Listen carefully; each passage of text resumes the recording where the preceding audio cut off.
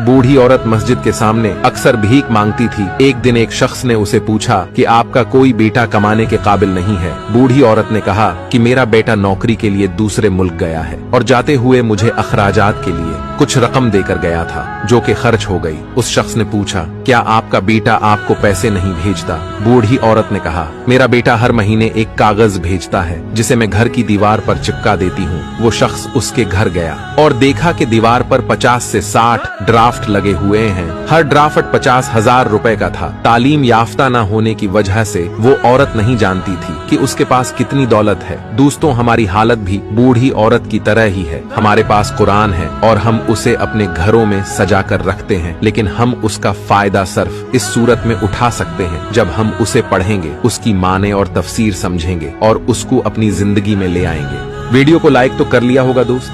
अब मुझे फॉलो करके अपना दोस्त बना लो। हमेशा सही राह दिखाऊंगा।